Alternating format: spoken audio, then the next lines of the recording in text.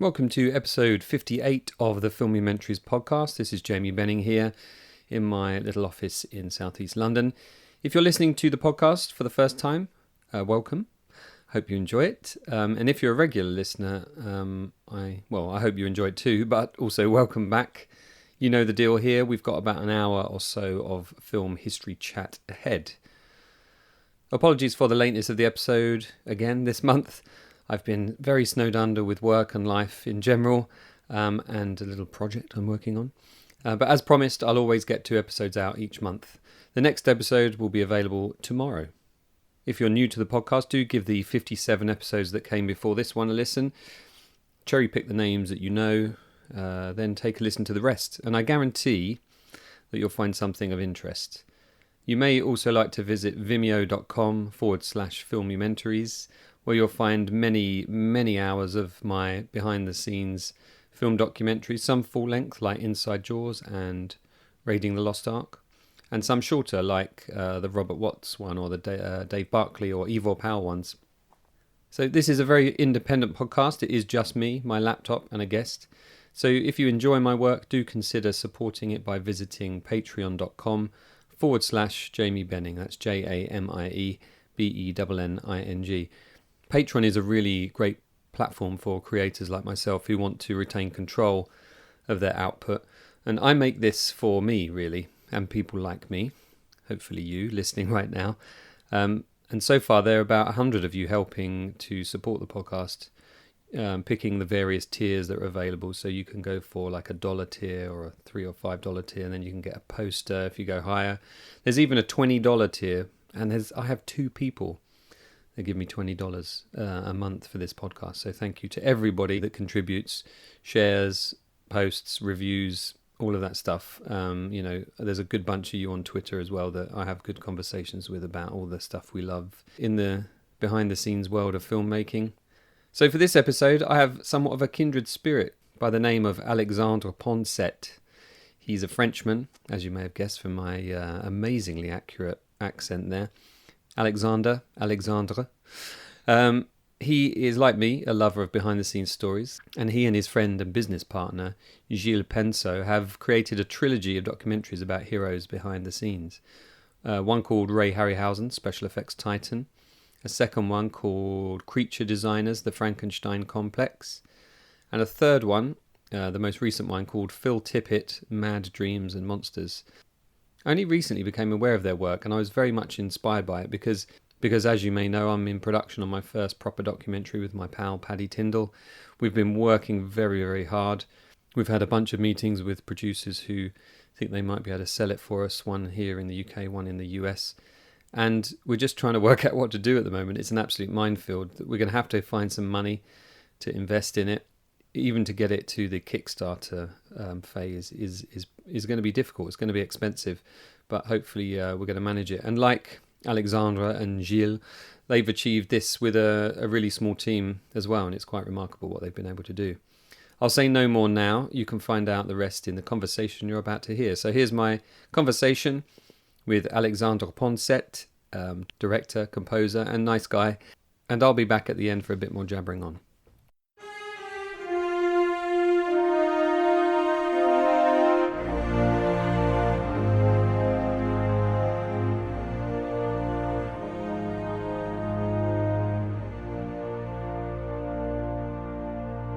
You've made this fantastic kind of trilogy of documentaries here. You've got the Ray Harryhausen Special Effects Titan, Creature Designers, The Frankenstein Complex, and Phil Tippett, Mad Dreams and Monsters. Where did it all begin for you? When did you realise that this was your calling? You know, what was the moment? Was it in your childhood when you first saw a behind-the-scenes documentary or something? Where did it all begin? Well, it started when I was a child because I actually have 2 older brothers, and I used to watch movies that I should not have watched at that age. So when I was 8 years old, I saw RoboCop and Predator on the big screen with my brothers, and that was a defining moment. The same week, I saw RoboCop, Predator, and Inner Space. So that changed my life, literally. I think I knew that it was, cinema. It was not reality, so it was not dangerous for me. But I was really impressed, especially by certain, sequences. The 829 scene in RoboCop was incredible. All the scenes with the, Stan Winston Predator were incredible, and everything in inner space was incredible. But I was, I think, already in love with movies at the time, but that really, solidified the thing. So I think it's at that time that I discovered a magazine that one of my brothers had bought, called Mad Movies. So it's a cult magazine in France, and so it was created in 1972. So it was, called the French Fangoria by many there. And I remember that I saw, photos of behind the scenes photos of RoboCop in Mad Movies at the time. And I started actually a few years later. I rediscovered Mad Movies. I bought my first copy, which was issue number 74 or something, 1991. And there was Evil Dead 3 on the cover. And I had seen Evil Dead 2 with my brothers, and it was one of my favorite movies. And I started, buying Mad Movies every month, every 2 months at the time, at that point. And then there was a magazine in France called SFX, which started in 1991, which is not like the SFX in the UK. It's like Cinefx, actually. So Right. it was, everything was about movie magic. I discovered the series Movie Magic when I was a teenager, and every time there was something about how they made special effects, how they made the movies, I was there looking at it or or reading it. So I read about Phil Tippett, I read about Harryhausen. I tried to find all the movies that they were talking about, and it was not easy at the time. Easy to find Harryhausen movies in France. It was the VHS era, so we had what they had at the video club, at the local video store. But so I grew up actually with the, Peter Jackson's movies or Raimi's movies, which were really successful in video clubs. And then I started like a fanzine. I actually wanted to write in Mad Movies. That was my, child dream. I wanted to make movies or write in Mad Movies. And so I started my amateur magazine, my fanzine, and then I won a contest with texts that I wrote, and I was sent to Cannes, to the festival, and it was all paid for. Actually, I had a hotel. I could attend any screening I wanted, and I did my first professional interviews at the time in Cannes, 1999. David Cronenberg was the president of the jury, and he's one of my favorite directors. So that was a nice year. And that moment, I understood that it was possible, actually, to at least have one foot inside of that, domain. And I stopped, university in late 2001. And I moved to Paris to try to find a job in movie magazines. I'm gonna try to make this a little shorter, but my parents wouldn't pay for a school, to learn anything about movies. So I went for it myself, and so I started to write for a small magazine, and then it grew. And a few years later, I started to write for Mad Movies, and now I'm one of the main writers. And I met someone who actually, everything is connected, who actually used to write in SFX, in the French version of SFX, when I was a teenager. His name is Gilles Poncet. and so he's 12 years older than me. So I used to read what, his interviews when I was a teenager, and I met him at a festival in 2009 in France, the Gérardmer Festival, and I saw the guy in the on the train, and he was watching Amazon Women on the Moon by John Landis. And so I sat next to him, and we had a blast watching that stupid movie. And actually, John Landis was the main guest that year in Gérardmer. And Gilles explained to me that he had been working on a documentary about Ray Harryhausen, and he wanted to meet, with John Landis to ask him questions about Ray Harryhausen, because Landis and Harryhausen are connected. And I said, okay, I have a camera, you have a camera, maybe we can, work together on, grabbing some comments from Landis for you and for your documentary.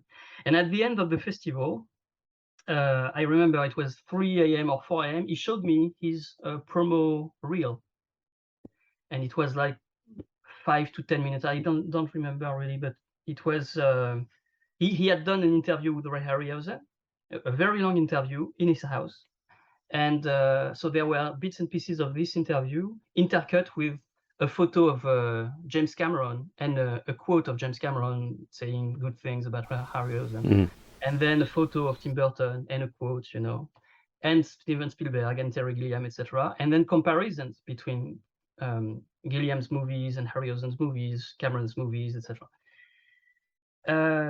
And I told Jill, I have just created my production company. I wanted to do bonus features for movies in France, and I said, well, that would be great if I could produce that documentary. And we shook hands, and 4 years later, we had a documentary. Wow. 4 years. And a lot of those names you mentioned, having read about these people and admired these people's work, you've interviewed so many people between the two of you over the years. Do you how do you approach those interviews? Do you go in with a set of fixed questions because you've already written the story that you want to write for the documentary, or do you go in with a very open mind and have more of a conversation?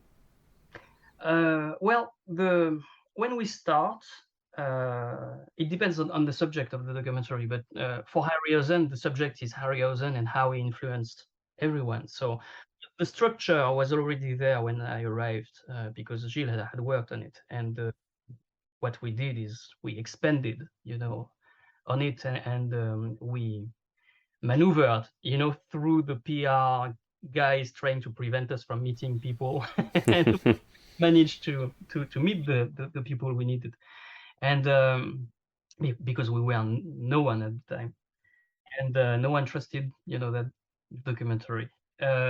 So for this one, it was pretty clear what question we needed to ask, etc. It was, if there was a scene that was obviously connected to in a movie by Cameron, to a scene in a movie by Harryhausen, it was obvious that we would, ask about it.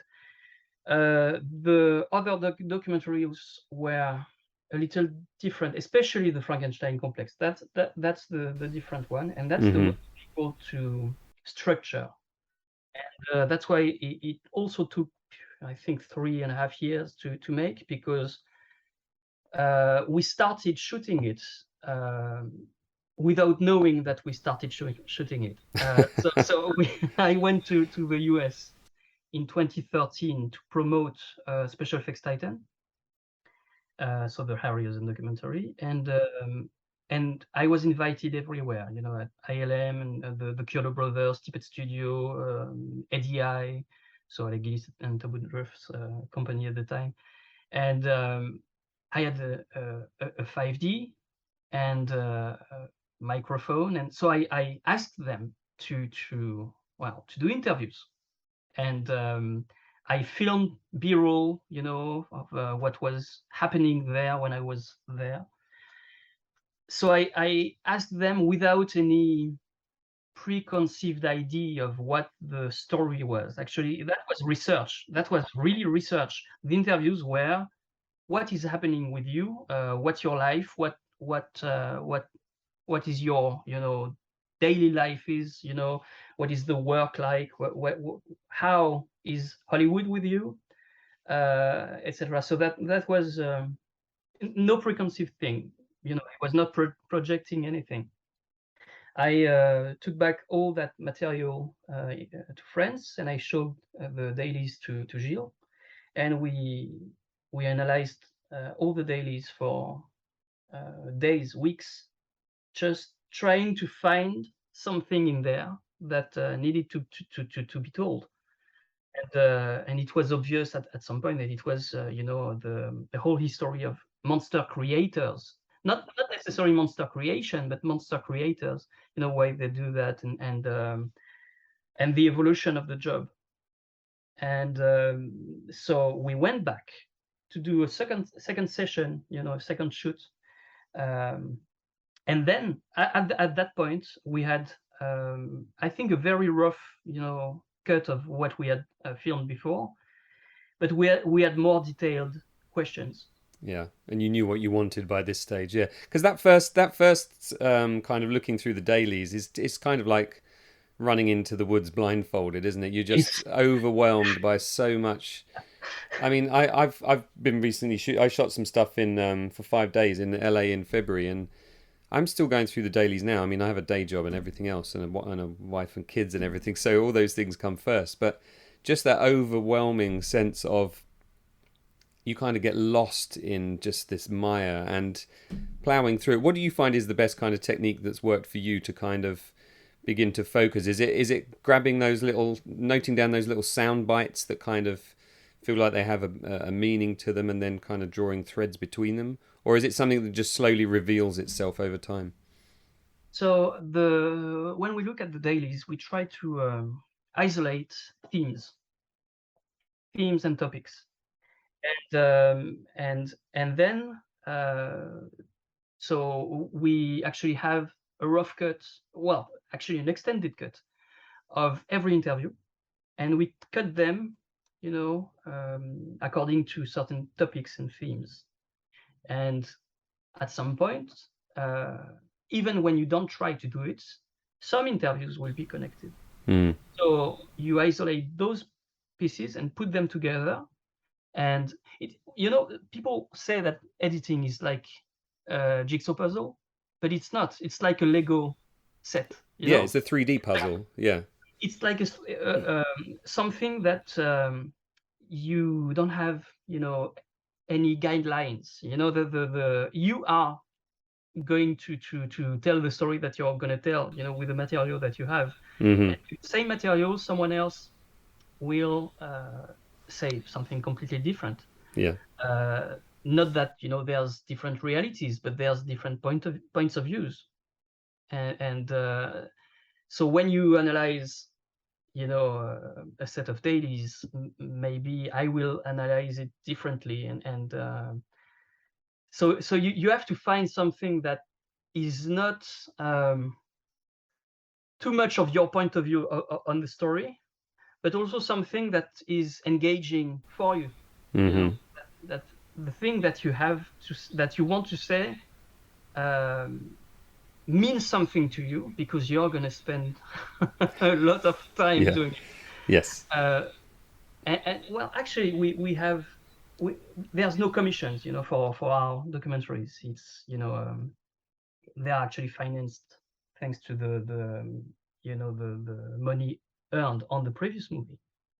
So we are paying ourselves and reinvesting in the documentaries, and it rolls on. So we actually bet on our capacity to interest people and interest international sellers and channels and uh, anyone. But the good thing is we don't have a deadline. It could be a bad thing too. You know that when you don't have the deadline, you can stall. Just stay on the dailies and not move on. But since we don't have a deadline, the movie is ready when it's ready. So we can choose to have a first shoot, which is the research, no preconceived idea. a second shoot which is more, directed. Like when we after we analyze the dailies, we actually write a structure, a one-page structure, 3 acts, and then when you see the final film, it's really really close to that page. And so we did that for the Frankenstein complex and Mad Dreams and Monsters, and it worked in terms of the narrative. I think we are going to talk about that aspect of a film documentary. It's not special features; it's a movie. So you have to have acts, you have to have a narrative. And so for the Frankenstein complex and Mad Dreams and Monsters, we did a third session. So we had a rough cut, which worked, but there were transitions or things that could be, better, Yeah. smoother. There's one example. In the beginning of the Frankenstein complex, we explain, the myth of Frankenstein creating life, and we connect the idea of these monster creators to Frankenstein, the mad scientist. And in the first interview we did with Steve Johnson, so he's the creator of Slimer and Ghostbusters, he was saying something like, and I understand why Frankenstein got crazy and said, "Oh, it's alive, it's alive." He's screaming. So he was screaming in the interview because it was, the vibe of the day.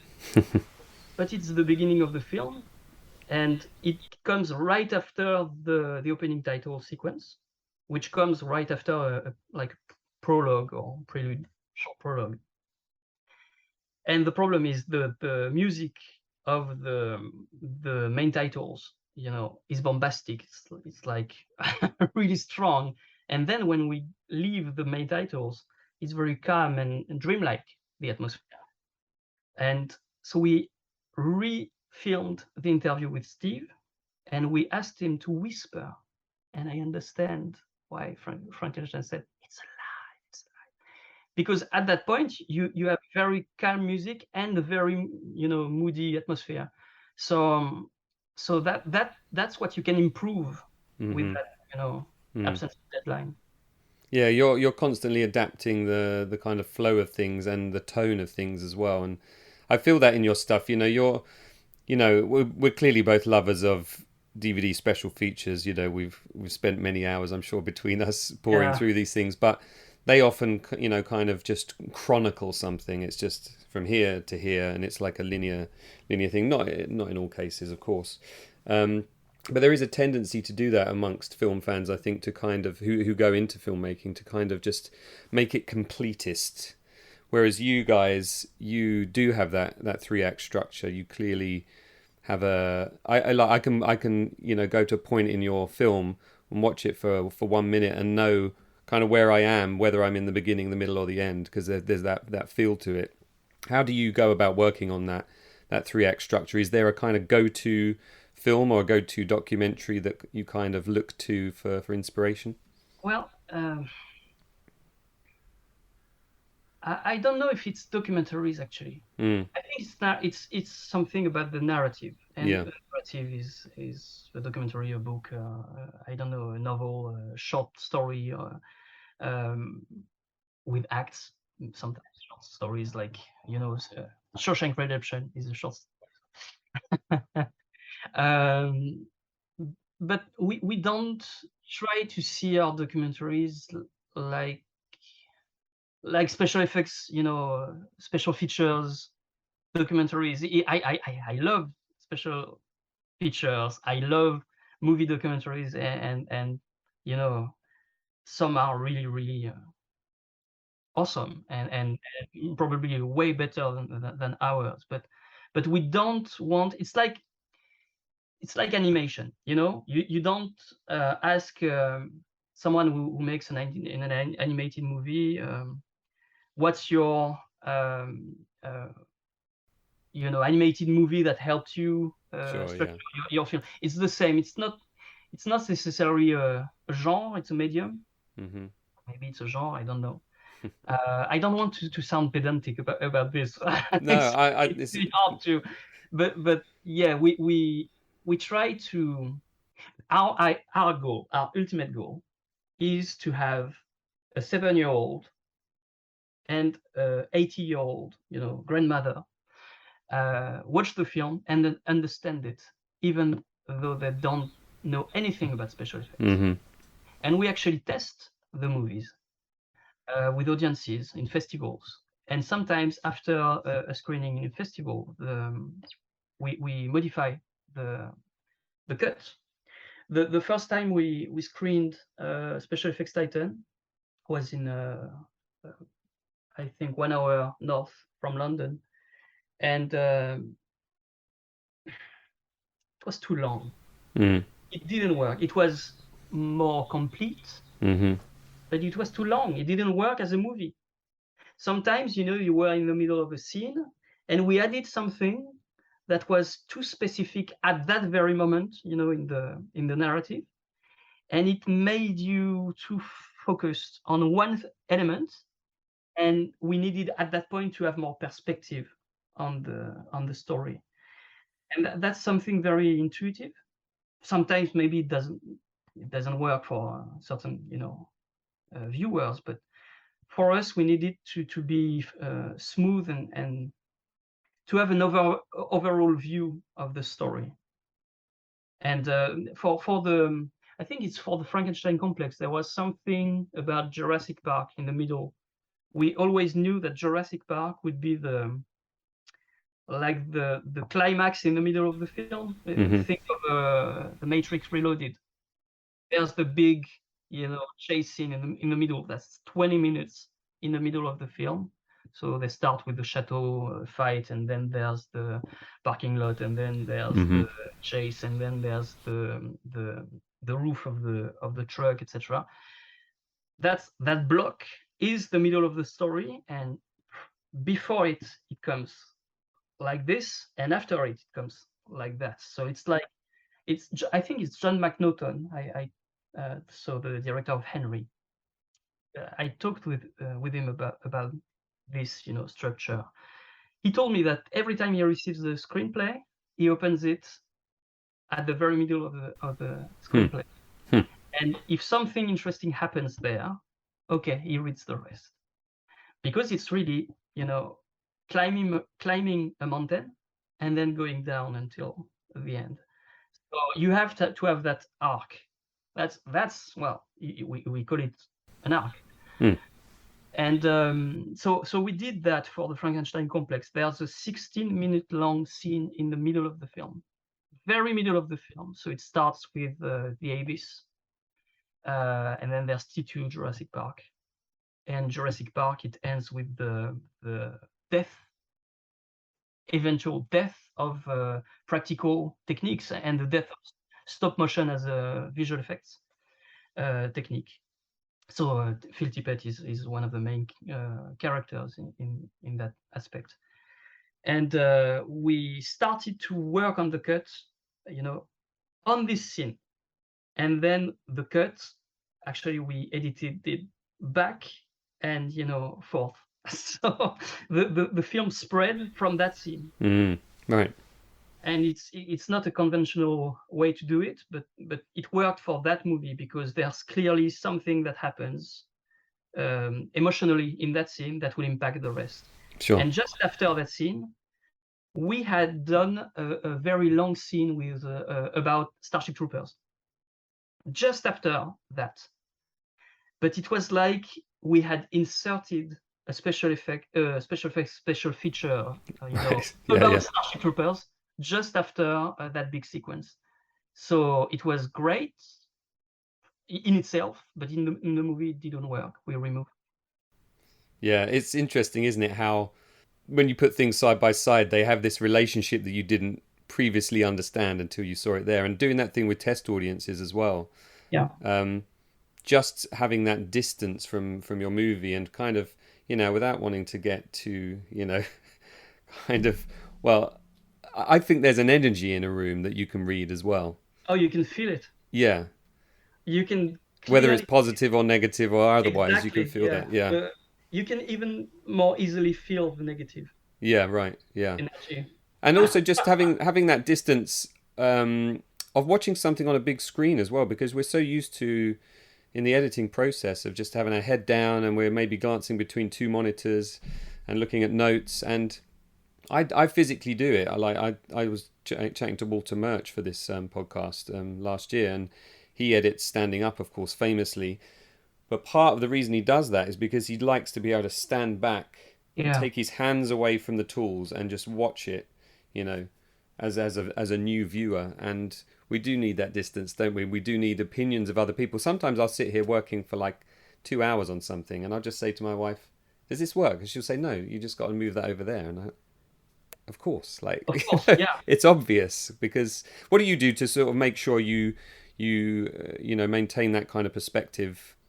It's easier for us because we're two on the bench. So uh, Gilles is, in command of the editing. He's the editor. So, but we talk about every shot.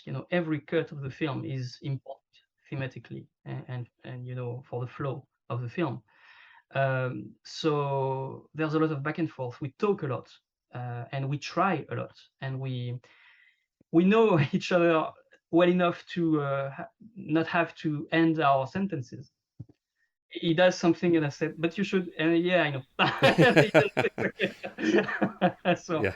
so it's nice this way. But sometimes we need to do an export as easily as that. We need to do an export and put it on the TV, on biggest TV. Sit on the couch and watch it.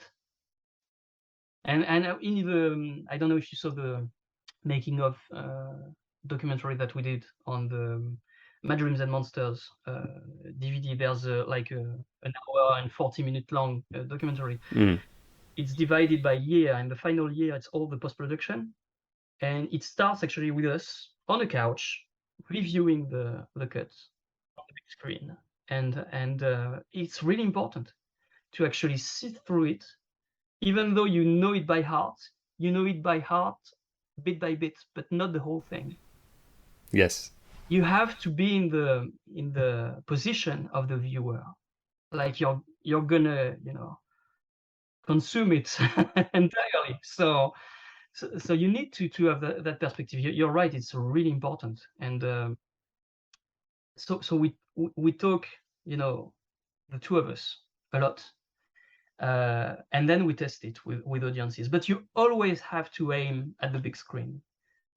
Because it's like, when you add things that make the lives easier of people who have a handicap in a museum, it's not going to be better for the person who is handicapped. It's going to be better for everyone. Yeah. So if you aim at the big screen, you will aim at a certain quality standard. So it's going to be better for the people who watch it at home. If you aim at the TV, if you have the chance to screen it, so that's different. I wish we could have had a bigger budget, or another type of production for the Harryhausen documentary, because we had absolutely no budget. It was two fans from France doing it, and so there's technical scories, some things that are not meant for the big screen, but the film Sure. still works. I think quite well. It does. I was going to talk to you about the kind of production value side of things, because there's clearly a ramp up coming up to the Phil Tippett Mad Dreams and Monsters, the most recent one. Not to say that special effects Titan does not have good production values. It does. It looks great. And talking about having no budget, I mean, you've done a fantastic job of achieving that. How do you kind of balance the need to improve each time and increase the production values with the kind of risk of going over budget or going over time? How do you kind of rein that all in? It's not that difficult for the budget for us, because it's mainly the two of us for the shoot. So we handle everything ourselves, and so it's a matter of time that you take to set up your shots. It's just just take the time to check if there's a trash can behind, way, far in the room behind the one you are doing an interview with. It sounds stupid, but if there's a trash can, you look at the trash can. You need to not look at the set like it is. You need to look through the lens. Really compose your shot through the lens, like you're doing a fiction, like a movie with story and actors. It takes time because you sometimes you need to surround the person with certain elements that are thematically relevant in terms of what you are saying in the scene. So, for example, Craig Hayes, who worked at Tippett Studio for a long time, and he actually did the final design and the fabrication of 829. We did several interviews with him, and when he talks about 829, he's surrounded by things from Robocop 1, original props from Robocop 1, etc. When he's talking about Robocop 2, he's surrounded by things from Robocop 2. And when he's talking about Jurassic Park, there's the idea of the dinosaur, etc. And it's subtle. People don't necessarily, see it, but you know it. Yeah. You know it's there, and instinctively also, it will guide the interviewee. Actually, if he wants to show something, he has the prop next to him. Sure.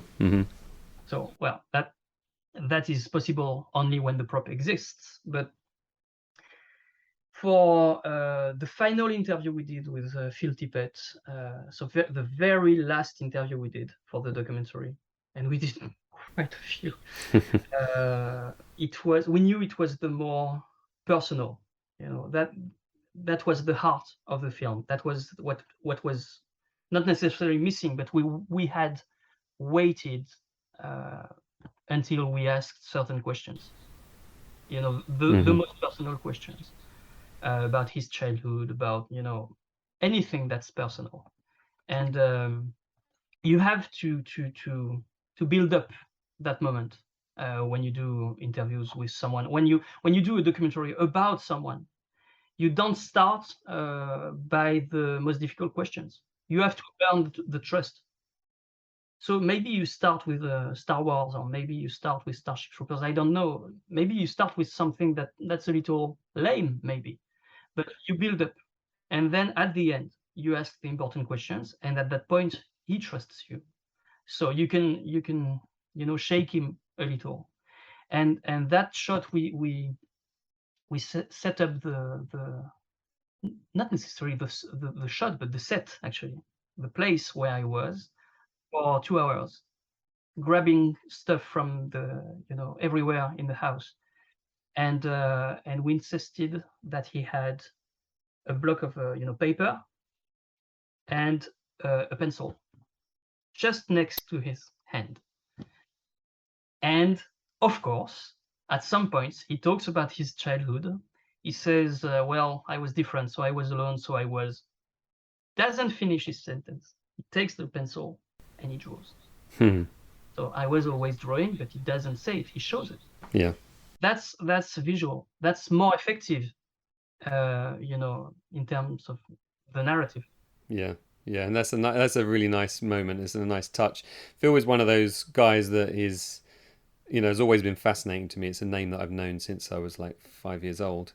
To be able to spend time with somebody who is your hero must, you've got the task at hand, clearly. You've got your questions, you've got your topics, you've got the things you need to cover, the things you want to shoot, the things you want to draw out of him. But just that kind of enthusiasm is still there, I'm sure. I can feel it in the film. I can feel the enthusiasm you have for the subject matter. It must be, you must enjoy it. You must get a buzz out of it. Oh yes. Yeah, well, I have to say, so I explained that I was 8 when I saw Robocop on the big screen.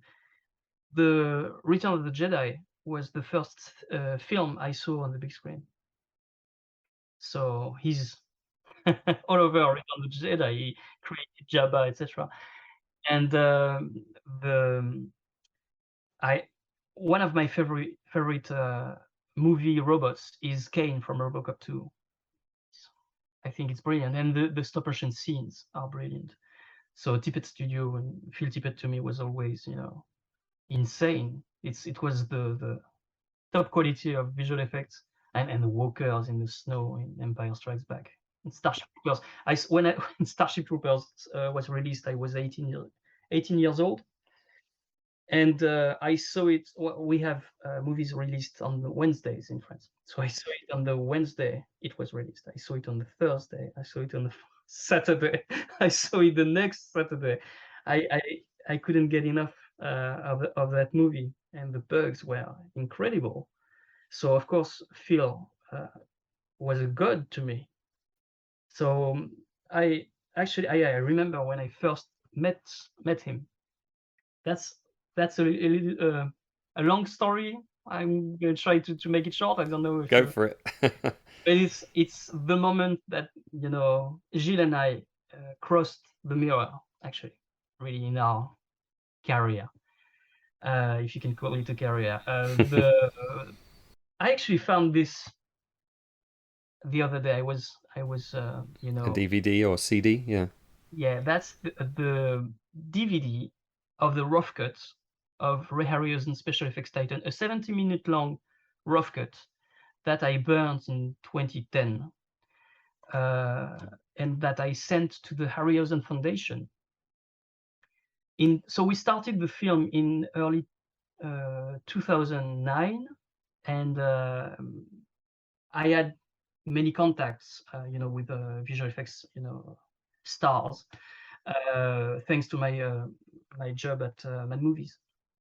And I sent a message to Chris Wallace, so who did the Gremlins and The Fly, and I know he's a big fan of Ray Harryhausen. So I asked him, do you want to do an interview for the documentary? And he told me, well, maybe it would be better to ask Randy Cook, so who is the animation supervisor of Lord of the Rings, to do the interview, because he's in direct connection, with the Harryhausen Foundation in London. Without telling me, Chris sent a message to Randy Cook, and Randy Cook sent a message to the foundation, and the foundation found us.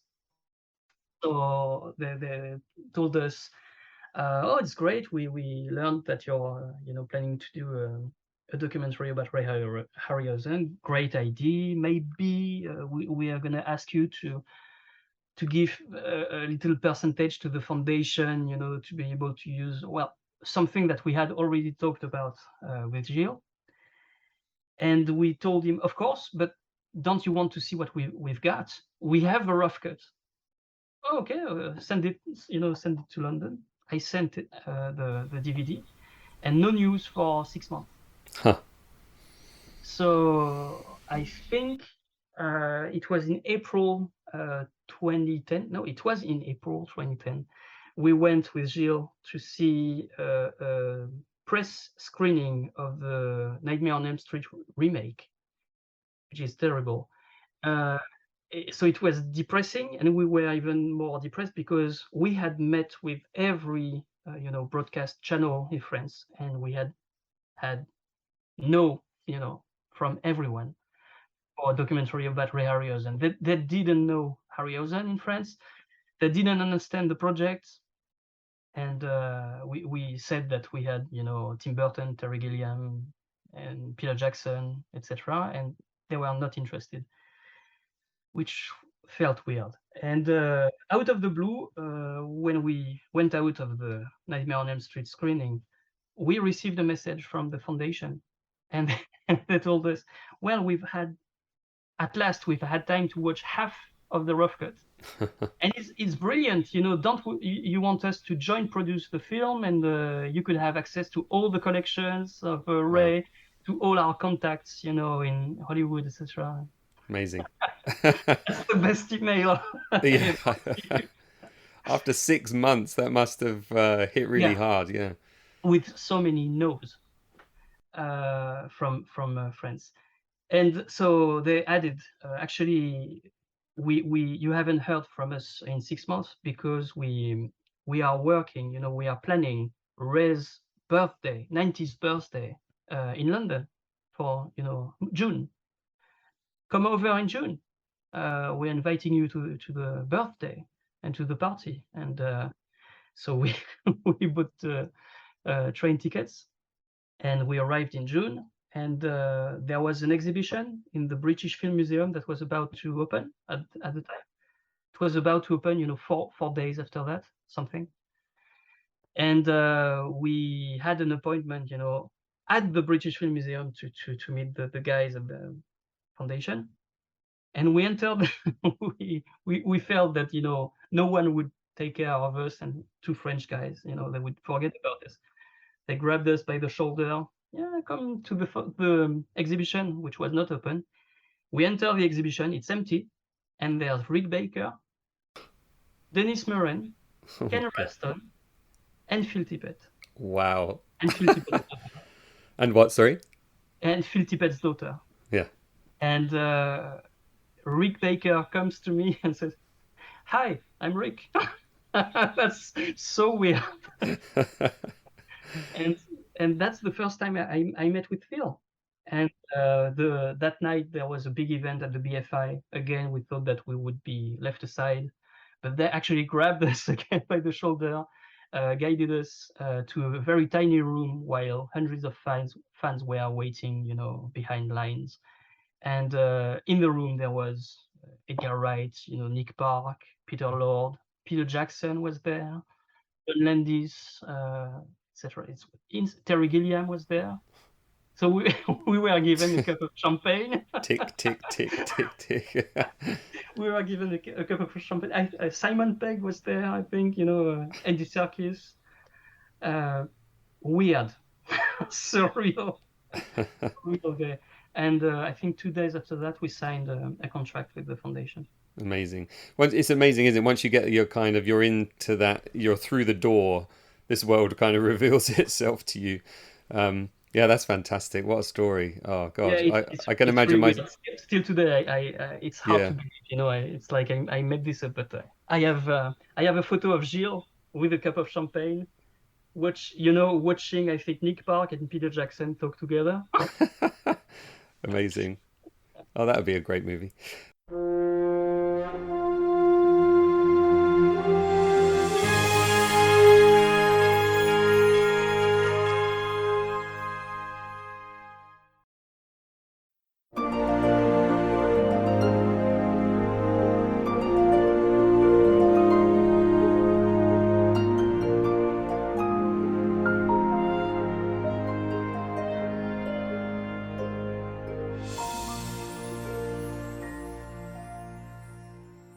Despite all the enthusiasm and the endeavor and budgeting yourself to go and do these shoots and these interviews and flying to the States presumably multiple times, I think what a lot of people don't realize about documentary making is that's not the story over. Of course you've got post-production, which is another thing we've already talked about, but then you've got the issue of getting funding to get it released, or for somebody to buy it, or to clear rights, and you've got music, and you've got maybe visual effects and graphics and name straps and things like that.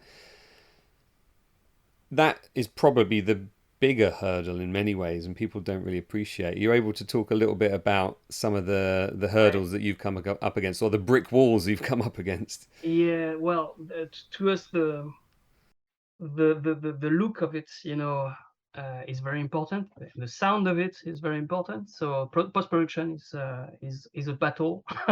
It's a long battle. It's a marathon.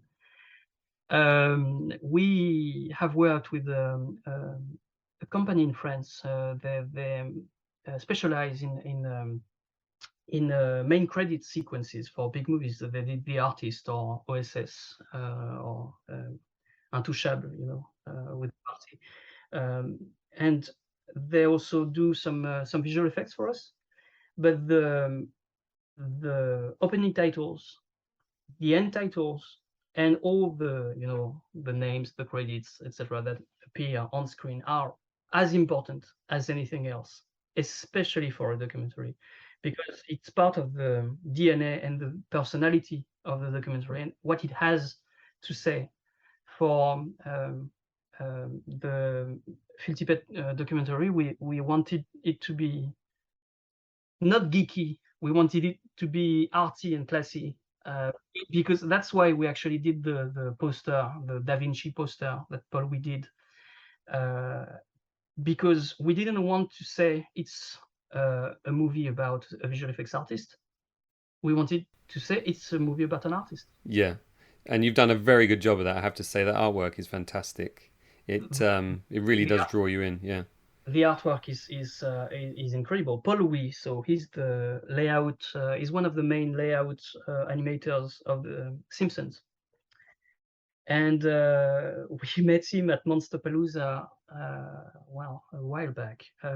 We met him actually. He had come to a presentation of some clips from the Frankenstein complex. I think the year before the Frankenstein complex was released, and so he came to us after the presentation, and we talked, and we geeked out because we are geek, and we learned that he was an animator at The Simpsons. So of course we asked him to draw a Bart for our kids, and we stayed in touch. We became friends, and when I think we had just started the no. We were finishing the documentary about Phil. So it was in 2018, and we had just finished the last shooting session at Tippett Studio. We went to LA. We had dinner with Paul and Laurie, his wife, and I showed him a few photos that I took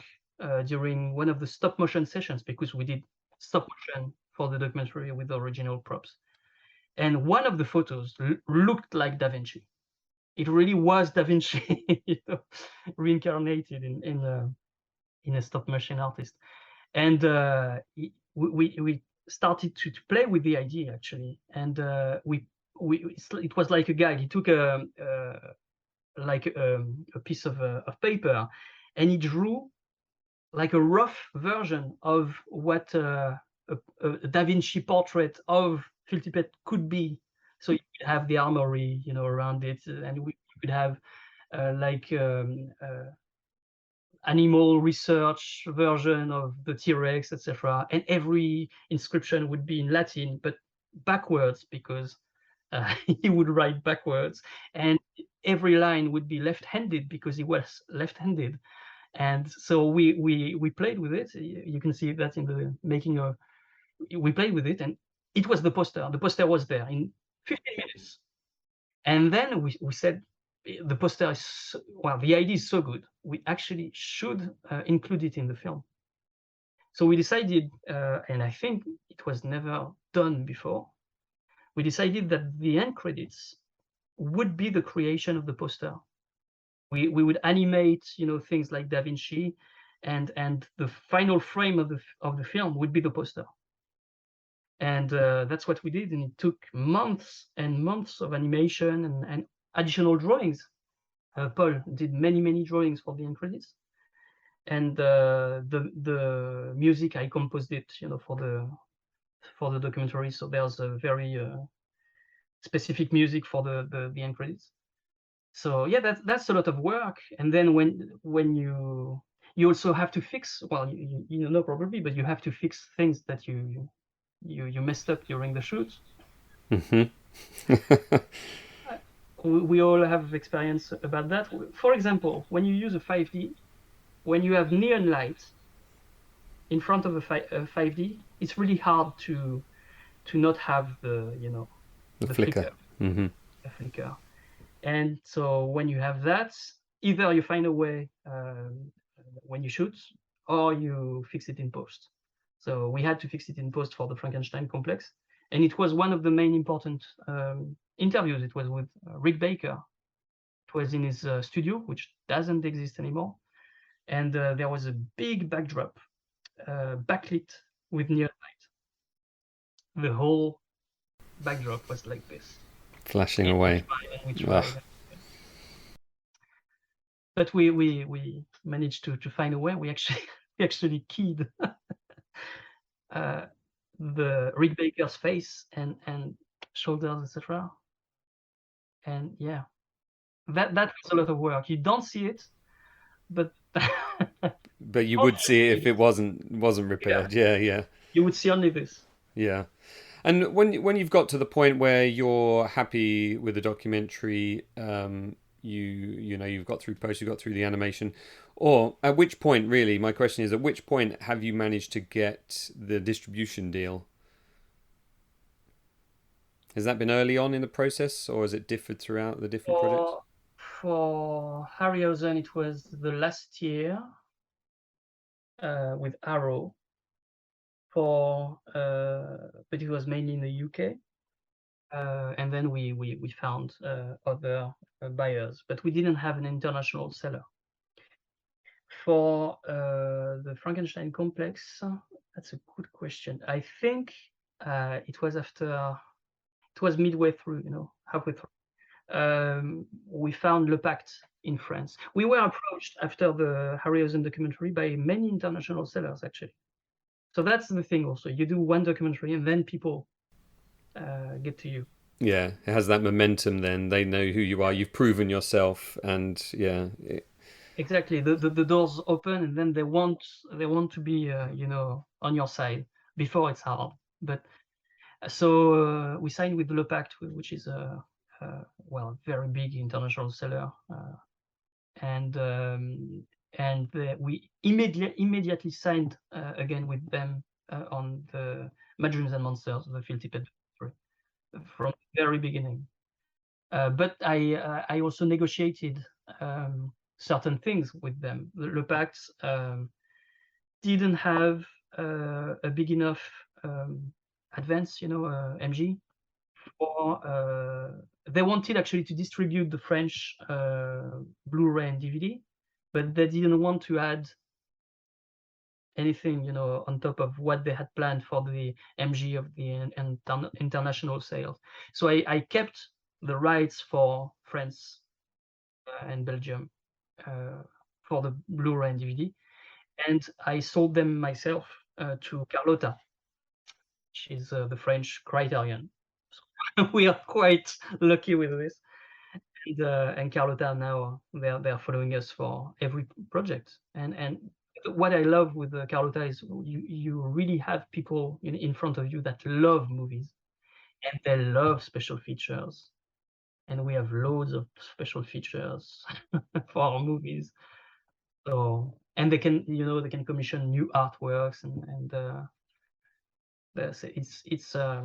it's a great company to work with. mm. I know you don't want to get too deep into using copyrighted material, but let's just dip our toe into that No, world. that's important. That's an It is important part. important. Yeah. The reason I don't want to talk too long about it is that it's a nightmare. Mm.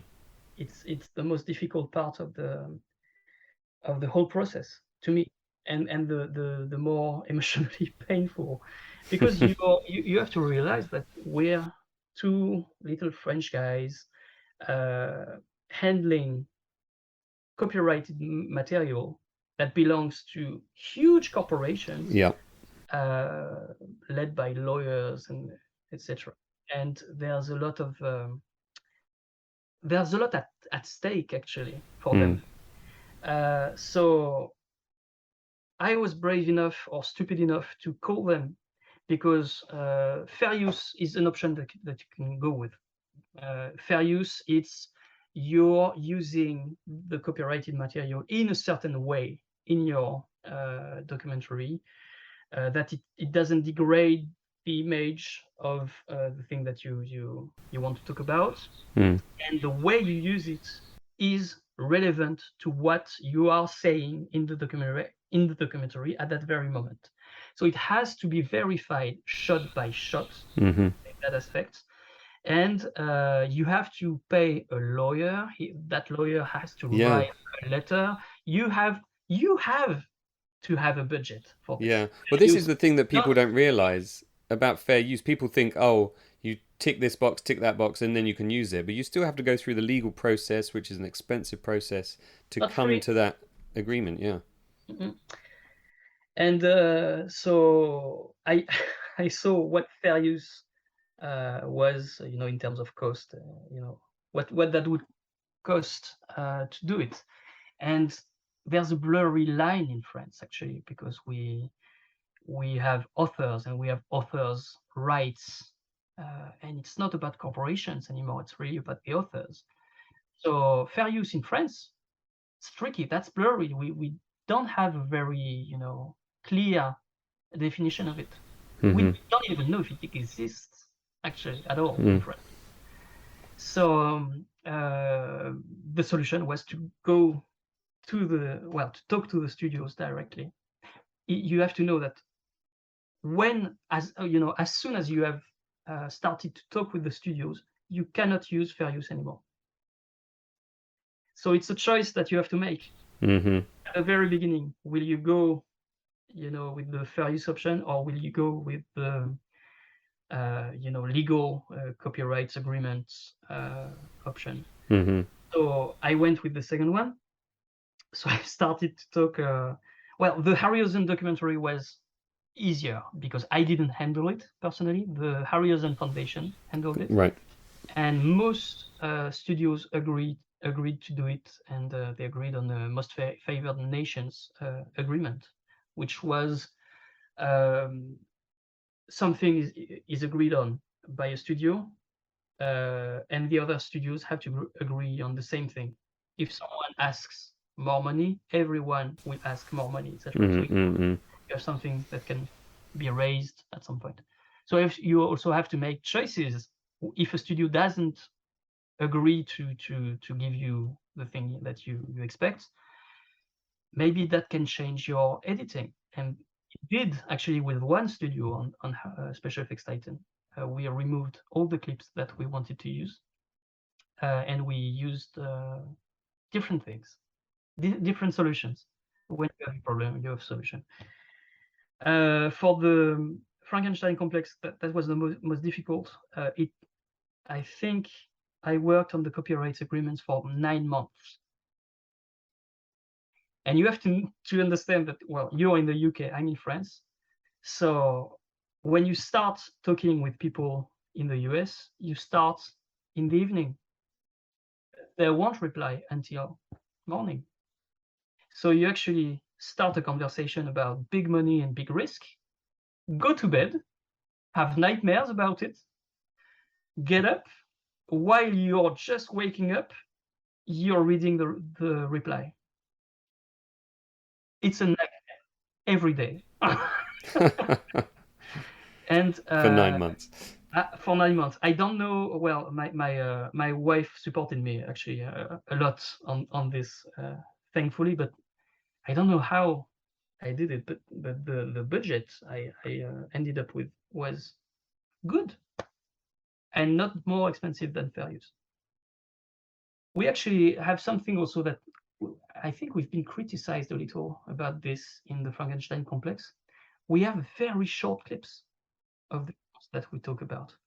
We have we have more shots of original props, original, behind the scenes material, etc., which to us is more interesting than to have the clip, which is something that it's actually to have a 2-minute long clip of a film that doesn't belong to you is 2 minutes less for your own movie. Yep. Yeah, I spoke to a director that I did a bit of consultancy work for on a series, and I was asking some advice about how much should we budget for this and budget for that, and he said, start at $6,000 per minute for clips from a movie. He said that's kind of the bottom end, Yeah, I think it can be. It depends on the film. It depends on the film, and it depends on the studio. I learned that there's no rule, and you can negotiate until you stop negotiating, but you can negotiate.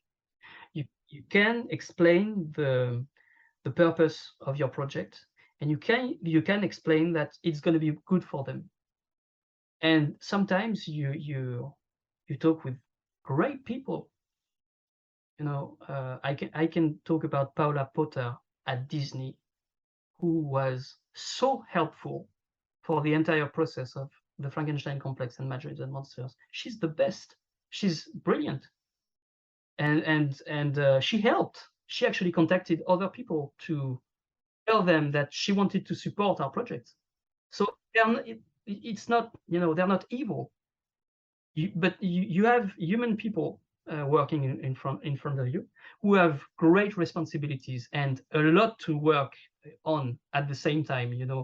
All the streaming offers, at Paramount Plus, HBO Max, Disney, who have bought Fox, etc. It's a lot to handle for a very small team. So they are real people in front of you. It's not lawyers. So you have to talk with them frankly and respectfully, and they can help you if they believe in your project. They will help you.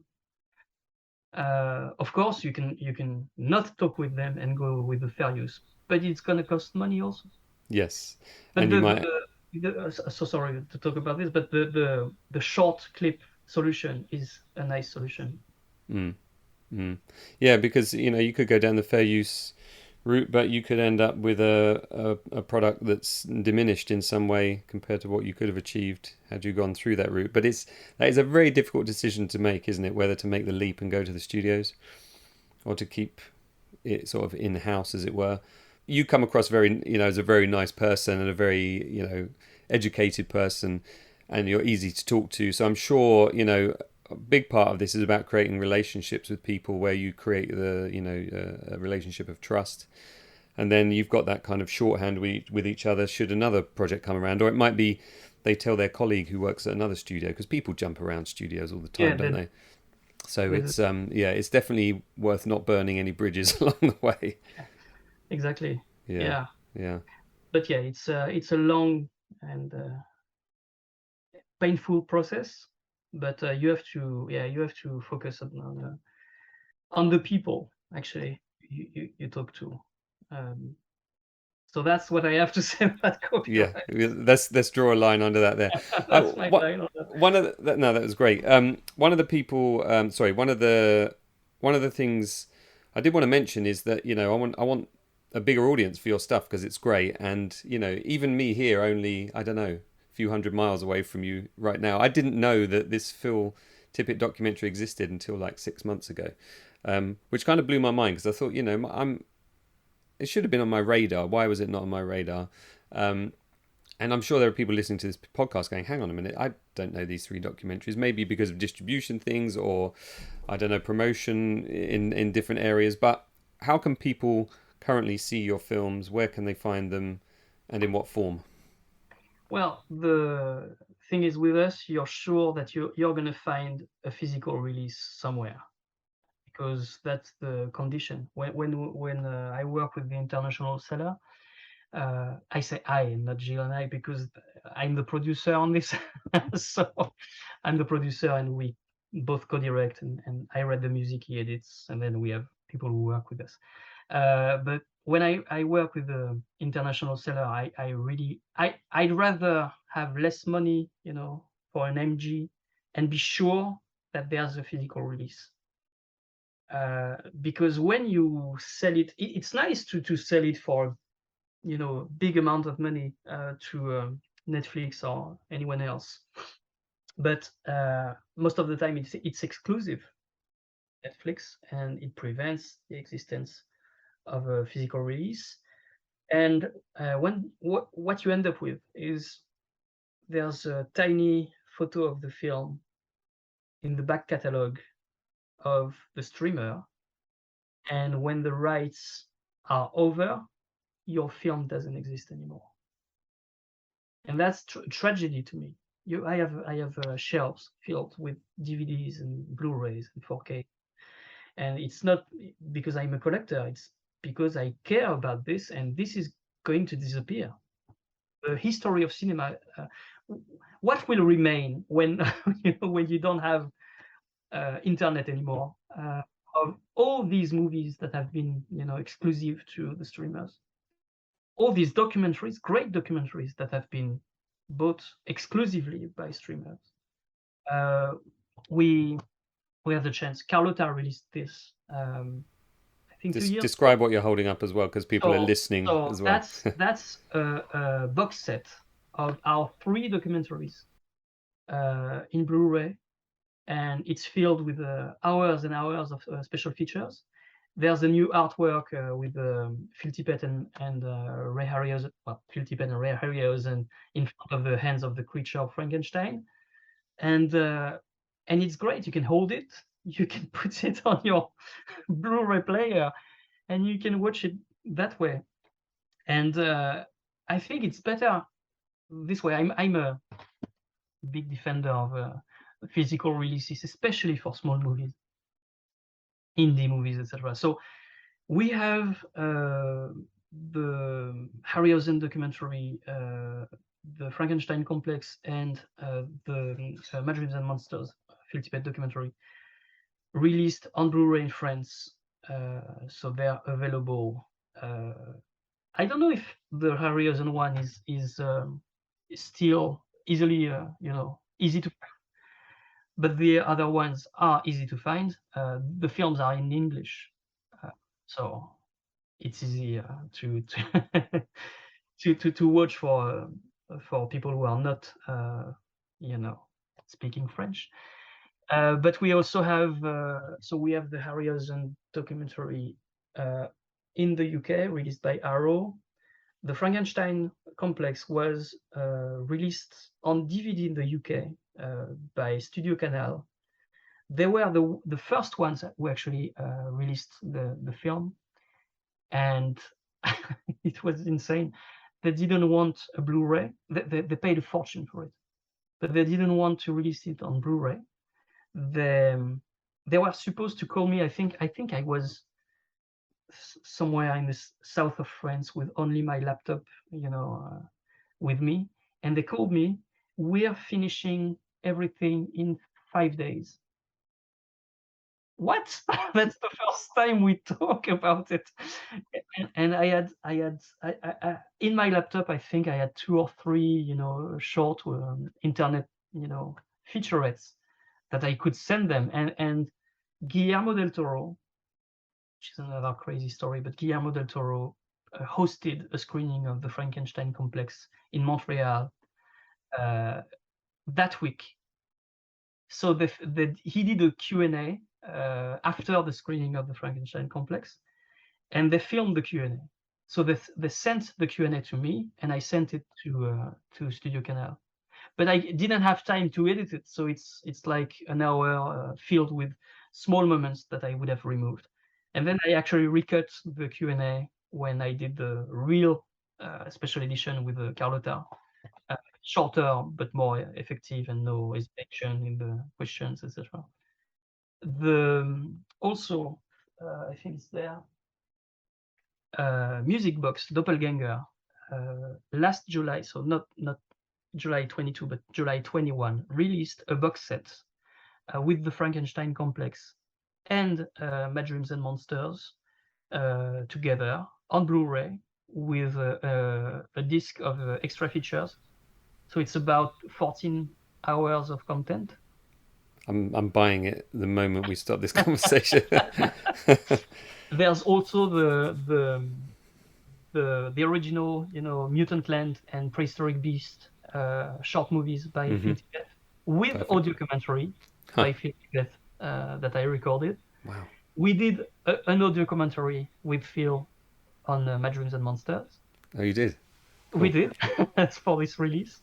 And there's again a great artwork for this box set done by Paul Wee, which is a kind of a cabinet of curiosity, done with every creature that you see in the 2 movies. You always have good artwork. You really do. You find some good artists. Yeah. We love posters. Yeah. For this one, we actually we had the chance to meet with Drew Struzan a few years ago. So we want to do something about Drew, but something not a documentary about Drew, because there is a documentary. There is one, yeah. About Drew by my friend Eric Sharkey. A great documentary. But we did an interview with him because we love movie posters, and Drew is retired now. But we asked him, and he told us that if he was not retired, he would do it. But at that time, it was not possible. But and then we asked Paul, and we have a great artwork. That's fantastic. I'd like to, if you're able, or I can grab them off online. I'll make sure I post them when I put It's put this called episode up. the Monster Collection. Cool, great. I'm sorry, I'm doing my promotion, but No, that's, you know, I'm the client for the customer for this. You know, yeah. that's what I want to have on my shelf and hold. That's very cool. That's very cool. What, I hope to get somewhere near something you've created at some point.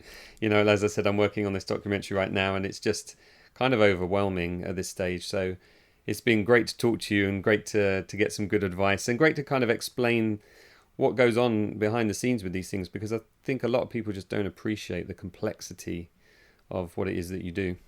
It's complex, and it's a lot of things that people can think are superficial or cosmetic. It's not that at all. Music has a part to play. For example, I compose the music for the documentaries. When I compose, it's really for the narrative. So actually we start with Gilles. Gilles is a lover of film music, and he knows his film music quite well. And the first conversations that we have on our movies are about the look, the mood, and the music, and the pace also. And from that, you have the length that comes after that. We knew that, for example, we knew that the Frankenstein complex was 1 hour and 42 seconds, 42 minutes, and we knew that the Mad Dreams and Monsters documentary could not be as long as that, because it was about one artist. So we said, well, between 1 hour and 20 minutes and 1 hour and 25, and it's 1 hour and 20. And we tried to make it longer at some point, and it didn't work. So we start very early on to talk about the music, and I write themes before Gilles edits anything, and I try to find the mood of the film with the themes, and something that characterizes the main characters, or what we have to say, or the topics of the film. And I will write 3, 4, 5 themes, and those will help when Gilles starts to edit, because I can start writing immediately for the editing while he edits, and then the music expands, and you get the rhythm, good. So it's really important. Yeah. That's great.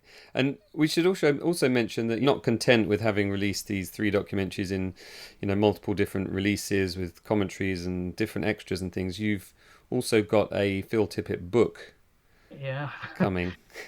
We do. Well, I can. So for those of you watching on video, I can show see it to the people who Yeah. are watching the video. It's a monster. Oh, wow. That is a monster. Oh, it's a monster book about a man who makes monsters. So It is a monster. There's and the sleeve as well for it. Wow. sleeve We're as well. talking sort of Taschen level Yeah. of So it's scale here. Yeah. published by Cameron Books in the US. So they're the ones who did the Rick Baker book. Yes. Yeah. Years ago. So it's that level of art book. It's 530 pages. Yeah, it's really actually hard to hold it and show it to you. Actually, that's the advanced copy that I received less than a week ago. So it's still weird for me to look at it. We actually started the Phil Tippett project as a book. That when we were filming the Frankenstein complex, we had access to all the archives at Tippett Studio, and we actually we found some drawers in the studio, and opened them, and there were storyboards from RoboCop, storyboards from RoboCop 2, original designs from Starship Troopers, insane stuff, never before seen stuff, notes, tons and tons of drawings and notes by Phil and his crew, sketches, artworks, incredible stuff. And we immediately said, there's a book there. We need to do a book about this. And actually, I remember that we spent so much time photographing all these archives that day, that we didn't realize that we were alone in the studio. And at some point, we didn't have a battery anymore. Gilles went downstairs and triggered the alarm. Huh. We had to go out of the building, call Phil, wait for the cops, etc. That's an adventure. But we decided to do a documentary for a very specific reason, very actually practical reason. If you do a documentary, you film the interviews, and then you can use the extended interviews in your book. If you start with a book, you will have to refilm everything. Yes. Mm-hmm. Mm-hmm. So we started to move very, very quickly, move to the documentary, and so we met. I think it was in the middle of COVID. We met with the guys at Cameron Books via Zoom, and we showed them, a few photos that we had taken, because every time we were filming the original props at the studio, we always took nice, pictures, nice, etc. And we showed that to them, and we virtually shook hands. There's a book. Wow, amazing. What's the release date? October 25, 2022. So Okay. Next month. Yeah. We could do things like this. Wow, That's like almost, a full page spread. That's a spread of Kane, the original puppet from RoboCop 2. Wow. And the level of detail, you can see everything. For the first time, I'm sure, yeah. For the first time. And it's almost the size of the real puppet. Because the book is huge. So. And Phil still has the full-size prop as well, like the full-size. He still has a lot up on the mezzanine, yeah. Yeah, a lot of full-size props. But yeah, we took a lot of photos of the studio. That's the that's oh wow, Ed 209, yeah, full-scale version of Ed 209. Huh. It's great that Phil has kept hold of so much of this stuff. That's the thing, isn't it? It's taking people like us, fans that have grown up with these movies, to become these kind of curators and custodians and historians, because the film industry isn't particularly good at recording its own history. No, well, actually, these days I work with as a curator at a film museum in Lyon, in France, and that's my one of my jobs now, is to preserve props from famous movies like Terminator 2 or Jurassic Park or Star Wars, Mars Attacks, etc. And we have great props there, and it's great to actually do research on this, try to find the persons who have created the props, and really pay tribute to the artists. And because there are people who work in the shadow, you don't necessarily talk about the guy who painted, something in pre-production, etc. When you talk about Stan Winston, so Stan Winston is the guy, but behind Stan Winston, there's an army of artists. So same with Phil. The idea with the book is not about Phil; it's Phil and Tippett Studio. It's all the team. So people need to understand that there's a lot of stories out there that need to be told, and that's. I'm often asked why Gilles and I don't, do fiction or things like. It's not a choice, actually. We maybe we will do fiction at some point, but it's about the stories you want to tell at a very moment, at a very specific moment in your life. And the stories we wanted to tell so far, that was Harryhausen, Monster Creators, and Phil Tippett.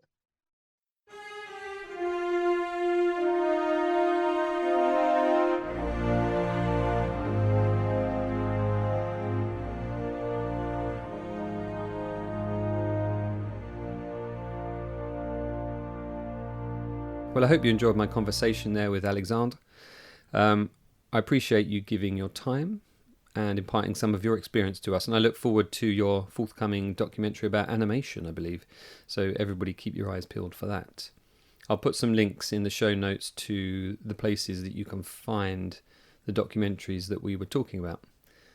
Next up on the podcast, tomorrow, if all goes well, I have a full day of work ahead of me, working on the Formula One Singapore Grand Prix, but I promise I will get it out there.